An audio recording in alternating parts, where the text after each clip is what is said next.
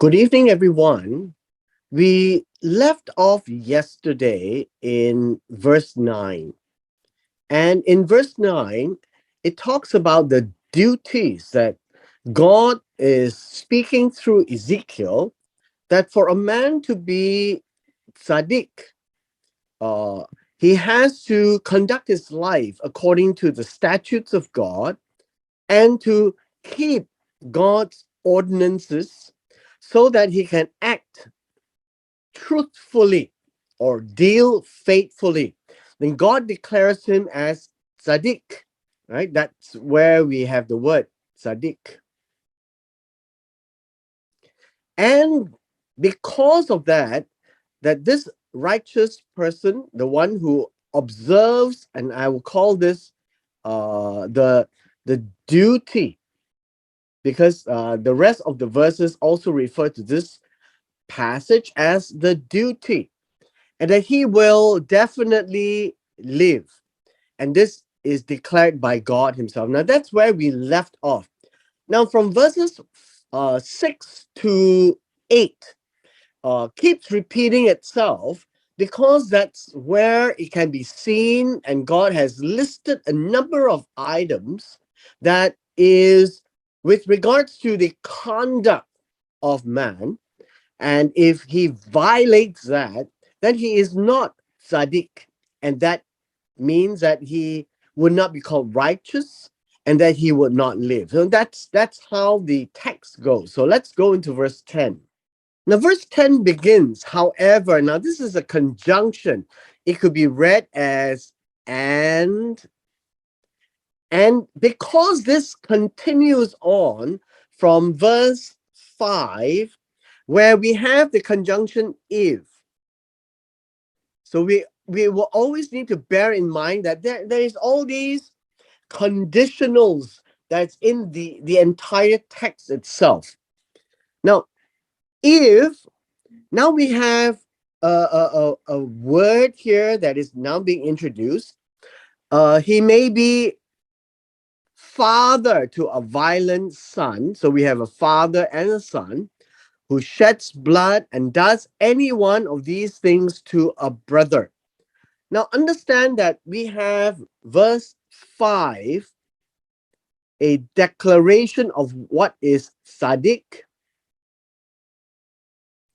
one who does mishpat, and one who does tzedakah, which is righteousness. And this is two fellow men. And then we have verse 6 to 9, where we have a list of things that is considered tzedakah. All right. Now, that's one piece of information we need to bear in mind. The second piece of information is we have always spoken about the proverb, the father, and then the sons, right? The sons. And so we have teeth on edge. And the father eats sour grapes. And so the reason why I highlight this to you is so that you remember it is a comparison between father and son. And the whole chapter is always a contrast of father and son. Verse 4 says, forget about the proverb. What the son does, the son must be responsible. What the father does, the father will be responsible. What the father does, the son cannot be punished for. And so the soul that sins, it shall die. So that's basically where we are in the contrast of father and son. So very, very important. And so here we have a father. If he has a son, now, what kind of a son is he? Well, it says here he is a violent son. Yes, he is a violent son. And by violence, we're talking about one who robs, one who murders, That's what violence here actually means. One who is a tyrant, one who likes to destroy things or destroy people. And so that's what we have for the concept of violence. So if this man becomes a father and he has a son who does all these things, right?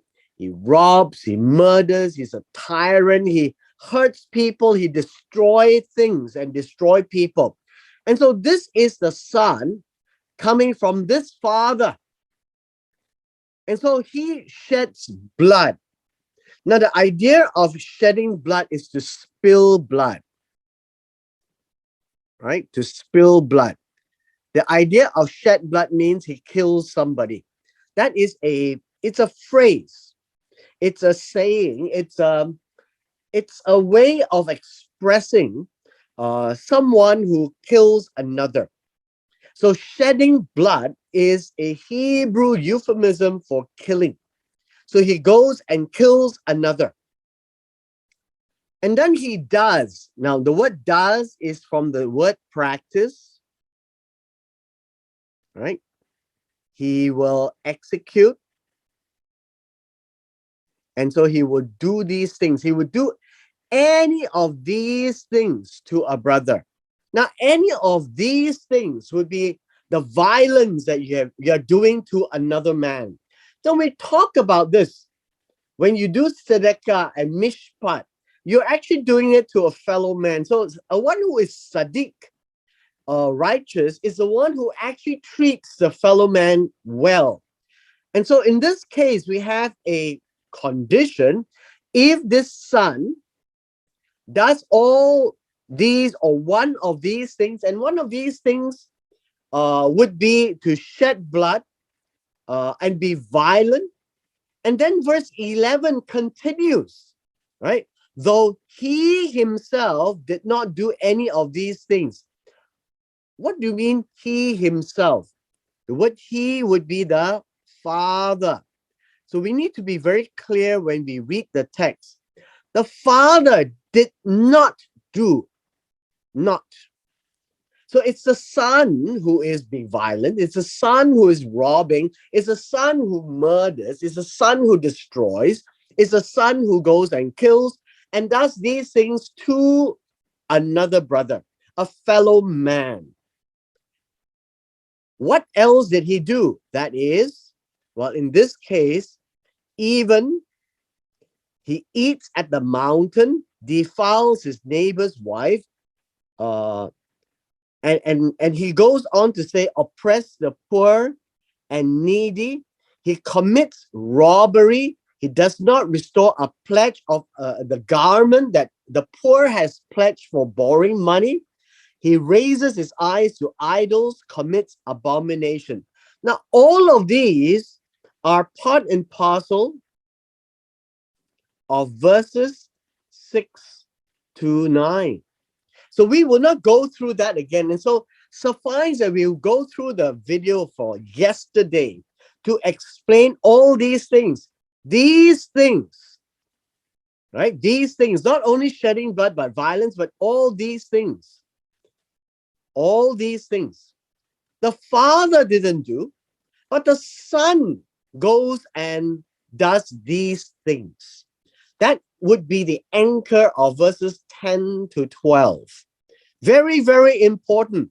He's doing it to fellow man. He is worshiping idols. He is looking at the idols that the house of Israel has put up. And these are abomination to God. So that's verse 12. 11 and 12 is an equivalent to verses 6 to 9. The contrast between father and son. Now, why is this contrast to father and son? Because of how the proverb is being used. The father eats, the son's teeth is set on edge, and God says, don't use this as long as I live. Do not use this proverb on Israel, and always understand the soul that sins, it shall die. And so the one who does it is the one responsible. So verse 10 onwards describe, now you have a father who now gives birth to a son, and the son does all these things. What then? And so verse 13 continues the description of verses 6 to 9. Lends money with interest, takes gain on what he lends. And the question is this: will he live? Now, if you recall in verse, I think in verse 9, right? This is verse 8. And so in verse 9, this one here is a contrast of verse 9. Verse 9 says, he is righteous. He will definitely live. That's how verse 9 says. But now in verse 13, it says, if this is a person who does all these things, he will not live. So there is a contrast of verse 9 to verse 13. He has committed all these abominations, and understand the word committed is the simple word. He has done all these things. He has executed all these things, right? He has performed all these things. He has practiced all these things. And I remember yesterday we said all of these is visible. Now, if he had not done all this, verse 9 says he is righteous. Now, in verse 13, he has done all these things. What does God decide?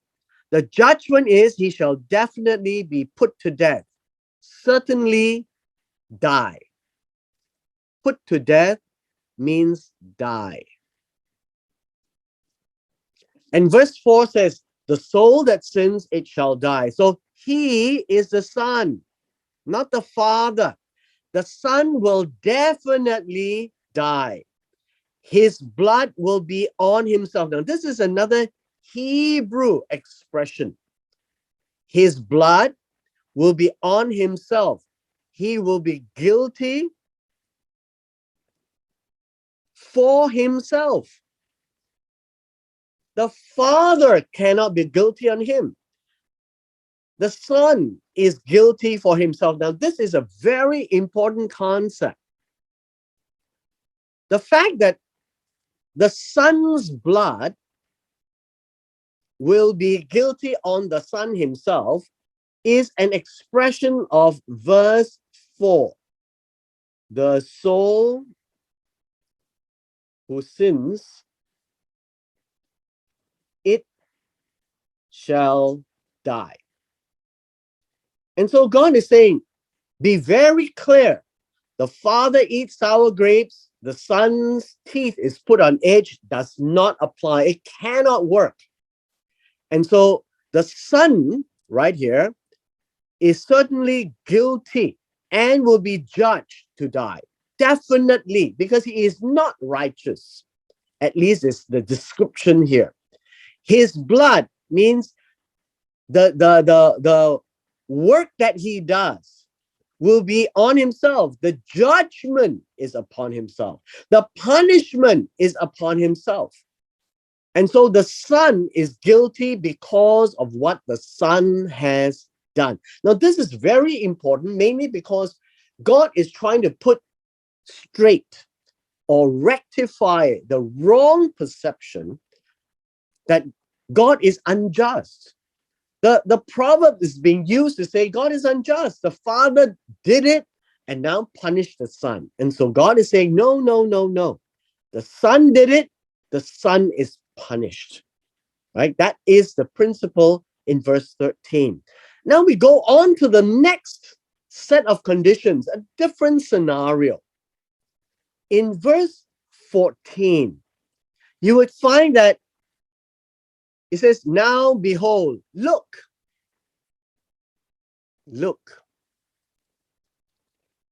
he has fathered a son. Now again, we have The same contrast. Who is he? The man in verse 5 to 9, right? He is the man. Verses 5 to, 9, which we saw yesterday. If he is now the father and he has a son, which we saw in verse 10, there was one condition. Now he fathers another son, right? And this is very, very important. Again, this is another scenario. Now the son sees the father's sins which he committed, but he sees them but does not do likewise. And this is a very important understanding. Let's understand this. This is the father. Then we have the son. He sees his father's sins which the father has committed, but he, the son, has only seen visual, but does not do likewise. He did not do them. He did not perform, right? It is not a grandson. It is always a father and a son. So remember, in verse 5 to 9, we have a man. And so in verse 10, we say that he has a son. He fathers a son, and the son does all these evil things. In verse 14, same father and then another son, but now the situation is reversed.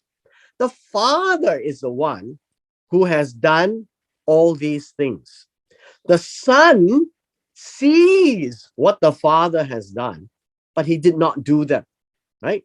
The performance is not there. He sees that, yes, but he did not do. That is very important to understand verse 14. Now in verse 15, and it goes on 15, 16, describes all the things the son did not do. So you notice the emphasis here is did not do, right? Did not do likewise means did not do like what the father has done. And so we shall see verse 15 and 16, which is a repeat of verses 6 to 8. In verses 15, 16, and 17 describes the same set of activities. The son, right? He does not do this. He does not eat at the mountain, at the altar where they offer food to idols. He does not raise his eyes to the idols of the house of Israel. He doesn't worship it, doesn't acknowledge them at all. He does not commit adultery, meaning he does not defile his neighbor's wife. He does not have sexual relations with his neighbor's woman. He does not oppress anyone, persecute anyone. He does not retain a pledge where he takes the garment of the poor when he lends money. He gives it back to the poor by the end of the day. He does not rob. He does not take spoils of things that is forcibly taken. But instead, he does this. He gives bread to the hungry. He covers the naked with clothing. We talked about it yesterday. He restores the dignity of those who are put to shame. He gives his own food to those who are truly hungry. In verse 18, he keeps his hand from the poor. Now, this is a very interesting expression. He keeps his hand from the poor. The word keep his hand means it's not about guarding his hand, by the way.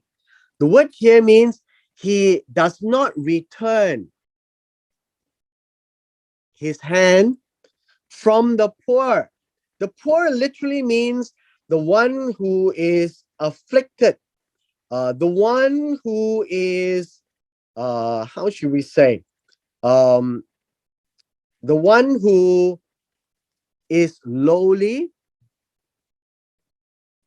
the one who is afflicted. And so the word keeps his hand means, it means that he does not harm the poor. He does not use his hand to strike the poor. He does not use hand to persecute the poor. And so it's important. The one who is tzaddik does not afflict the poor. And God is saying, because the person is poor, the person is in a lowly state, the rich is going to be judged by how the rich treats the poor. He does not take any kind of interest when he lends money, but he does the duty of God. He executes my ordinances. He walks in he does the ordinances and walks in my statutes. He conducts his life according to God's Torah. And so this is the duty, and the son does it. The son does the Torah. The son does not hurt the people. And so in the eyes of God, God says that he will not die for his father's guilt. He will definitely live. Now, what does this mean? It means this: the father has done all these things, but the son will not die. The father will die. The son will definitely live. So he is the son will definitely live, but the father will definitely die.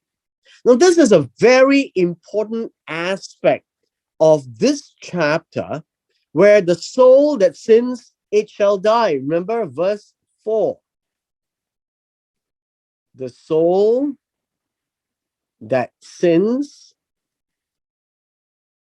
it shall die. Basically, reiterating, when you eat the sour grapes, you will have your teeth set on edge, not your son. That's basically the clarification. This is about punishment. This is not about collateral damage. And so if the son doesn't do what the evil father has done, and he does the duty of God to execute, to do my ordinances, and to walk and conduct his life according to the statutes of God, the son will not die for the father's guilt. You see, if the son does exactly what the father has done, then he will certainly die, because that is the principle of God. The soul that sins, it shall die. If the son does what the father does, which is evil, he will die. But if the son did not do what the evil father has done, and he has done his duty that God has set before him, he will definitely live. This is the very, very important description, very, very important description of the principle of God, that God is just. God will punish only the one who does the evil and the wrong. God does not punish the one who does good. So God's character, God cannot violate his character. If the son has done what is right before God, God will not punish him. If the son does what is wrong before God, then of course, right, which we have read in verses 10, verses 6 to 9, that if he doesn't do that, he will live. And then from verses 10 onwards, if the son does all the wrong things, then he will die. But if the son sees the father does all these things, but the son doesn't do it, then the father will die. The son will live. That's the description in verse 17. God is just. In our final two verses for this session, it is now God spending time to explain to the Israelites. He says, as for his father, so we're talking about his would be the son who didn't do what the father did, and the father did all the bad things that God says you're not supposed to do. You're not Sadiq. As for his father, because he practiced it, he performed, he extorted, he robbed his brother, did what was not good among his people. See, this is a short form of saying things, what was not good. So we can go back and read verses 6 to 8. This is what is not good. Good is tov. And so if the rich and he is able, he does all the things that God says do not do for hurting the brother, he is not tzedekah. He's not doing tzedekah. He is not tzaddik. And so this is the rule that God has set. For the son, he will live because he didn't do it. For the father, because he did it. The word practice means he did it. He did all the hurt. He persecuted the poor. He robbed them. He stole from them by force. He did all the persecution. He did what was not good. So what does it mean, good? Remember, I've always said good is in the eyes of the beholder. If the father lends money and takes an interest, does not give back the coat, the garment that was used for guarantee, goes and hurts the brother, robs the brother, kills the brother, commits adultery, well, that is not good in the eyes of the beholder. It is not tov, right? In the midst of the people. So what does God say about this father? He will die for his guilt. This would be his avon. All right. Now, again, I reiterate, this is verse 4. The soul that sins, it shall die. Again, it is the father who eats, the father will experience his teeth set on edge. Now comes the kicker. And we will finish with this verse. It is verse 19. Yet you say, and who is the you here? The you here would be the Israelites. The one who is using the proverb. Yet you say, the father has eaten sour grapes and the son's teeth is set on edge. He says, you say, why should the son not suffer for the father's guilt? Now, obviously, you can see that these are all in italics, and this is supplied by the translator. It's not in the original text, but it is not wrong. So why should the son not suffer? The idea is the idea of suffering means bear, right? Why should the son not bear? Bear what? Bear the punishment. Yes. Bear the judgment, right? For the father's guilt. So we have another contrast, the son and the father. The Israelites are saying, because they're using that proverb, right? The father has eaten sour grape and the son's teeth is set on edge. And so God says no. But in verse 19, it is rhetorical. And God is saying, but you keep saying this. Why shouldn't the son suffer for the father's guilt?